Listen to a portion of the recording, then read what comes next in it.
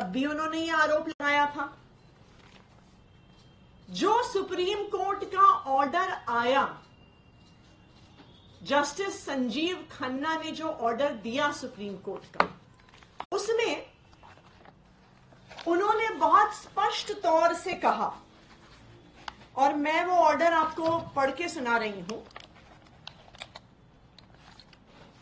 ये ऑर्डर बहुत स्पष्ट तौर से कहता है, the assertion in the complaint filed by the directorate of enforcement that a kickback of rupees 100 crores was actually paid by the liquor group is somewhat a matter of debate.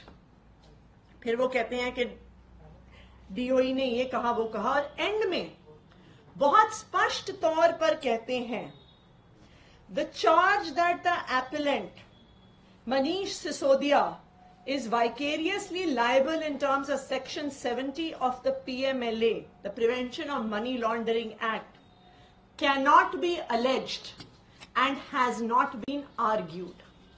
इसका क्या कहा वो कहा, और एंड में बहुत स्पष्ट तौर पर कहते हैं, the charge that the appellant Manish Sisodia is vicariously liable in terms of section 70 of the PMLA, the Prevention of Money Laundering Act, cannot be alleged and has not been argued.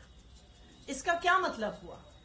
इसका मतलब हुआ कि enforcement directorate ये आरोप पहले लगा चुकी है, सुप्रीम कोर्ट में इस पर बहस कर चुकी है, और कोई भी प्रमाण ना होने की वजह से सुप्रीम कोर्ट इस आरोप को खारिज कर चुकी है अपने आदेश में बहुत स्पष्ट तौर पे।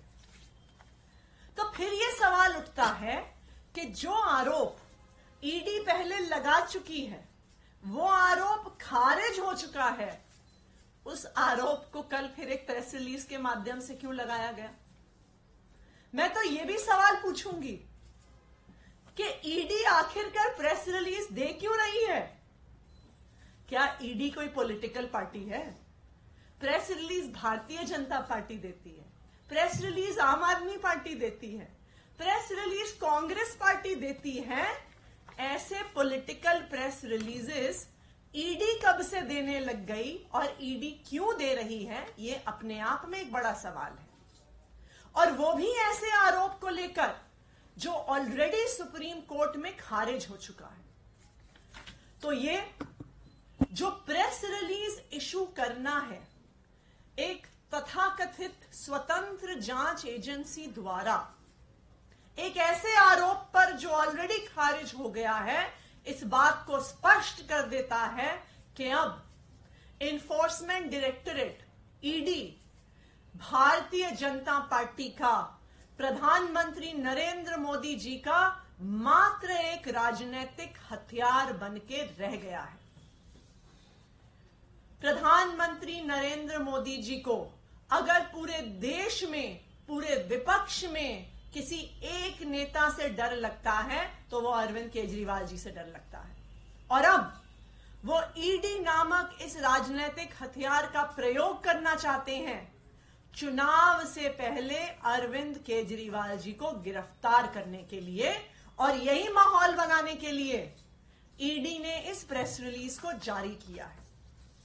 मैं प्रधानमंत्री नरेंद्र मोदी जी को यह कहना चाहूंगी कि अगर आपको राजनीति करनी है तो खुलकर राजनीति करिए। अगर आपको अरविंद केजरीवाल पर हमला करना है तो खुलकर हमला करिए। आपको अगर आम आदमी पार्टी के खिलाफ चुनाव लड़ना है तो खुलकर चुनाव लड़िए। ये ईडी के पीछे छुपकर चुनाव मत लड़िए, ये ईडी के पीछे छुपकर वार मत करिए। ये ईडी के माध्यम से अरविंद केजरीवाल को चुनावी मैदान और चुनावी प्रचार से हटाने की कोशिश मत करिए। अगर आपको अपनी 10 साल के सरकार के काम पे भरोसा है तो उस काम पर वोट मांगिए।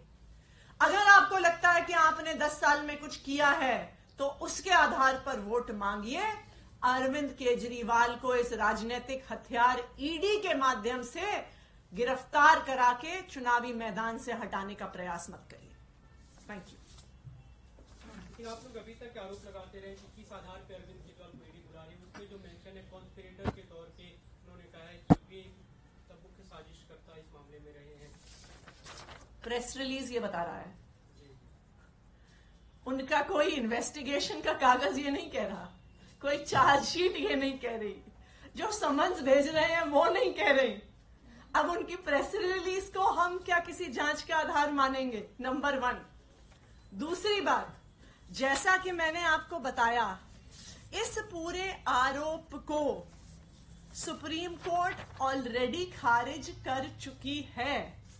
सुप्रीम कोर्ट ने इस पूरे मैटर को अपने जजमेंट में कंसिडर किया और ब्लैक एंड व्हाइट तौर पे कहा कि ईडी इस आरोप को साबित नहीं कर पाई है। तो ये प्रेस रिलीज के माध्यम से ऐसी सूचना देना ये दिखाता है कि ईडी का राजनीतिकरण हो रहा है और ईडी को राजनीतिक पर्पसेस के लिए यूज किया जा रहा है। अब जी एक बार सीबीआई ने ये आशंका जताई है कि कई लोगों की गिरफ्तारी हो सकती है और इस पूरे मामले में ये एक्साइज पॉलिसी से जोड़कर ही इसको बोला है। इस पर क्या? देखिए, हम तो बहुत दिनों से कह रहे हैं कि अभी तक पिछले कुछ महीनों से अरविंद केजरीवाल जी को गिरफ्तार करने के लिए सिर्फ ईडी का प्रयोग किया जा रहा था, लेकिन ये बात तो हम कई हफ्ते पहले बता चुके हैं कि हमें काफी आधिकारिक सूचना मिली है कि सीबीआई के माध्यम से भी अरविंद केजरीवाल जी को गिरफ्तार करने की कोशिश की जा रही है। और ये आप एक पैटर्न देख सकते हैं कि पहले एक्साइज पॉलिसी को लेकर अरविंद केजरीवाल जी को ईडी के माध्यम से बार बार समन किया जा रहा है। जब इतने समन के बावजूद और इतने प्रयास के बावजूद वो अरविंद केजरीवाल जी को गिरफ्तार नहीं कर पा रहे हैं, तो उन्होंने एक नए फर्जी केस में समन भेजने शुरू कर दिए। अब उन्होंने ये भी कह रहे हैं कि सीबीआई के माध्यम से भी गिरफ्तार करने की कोशिश करेंगे। हमारा सवाल बस इतना है कि आप कोई प्रमाण तो दिखाइए। अभी तक इन किसी भी मामले में कोई प्रमाण ना ईडी ना सीबीआई पेश कर पाई है। क्यों नहीं कर पाई? क्योंकि कोई भ्रष्टाचार हुआ ही नहीं है। और आज जो ये प्रेस रिलीज इशू करके ईडी ने अपनी असली जो मोटिवेशन है, जो उनकी पॉलिटिकल मोटिवेशन है, वो दिखा दी। भाई, अगर आपने जांच करी है, जांच में कुछ निकला है तो आपकी चार्जशीट में होगा ना। अगर आपने जांच करी है और जांच में कुछ निकला है, वो आप कोर्ट में प्रस्तुत करेंगे ना। अगर आपने कुछ जांच किया और उसमें कुछ निकला है, आप समन्स में लिखेंगे। ये प्रेस रिलीज से कब से इन्वेस्टिगेशन का आउटकम ईडी बताने लगी है? तो ये बिल्कुल साफ है कि ये सिर्फ और सिर्फ एक राजनीतिक खेल है और भारतीय जनता पार्टी और प्रधानमंत्री नरेंद्र मोदी जी का ईडी के पीछे छुपकर अरविंद केजरीवाल पर वार करने का प्रयास है।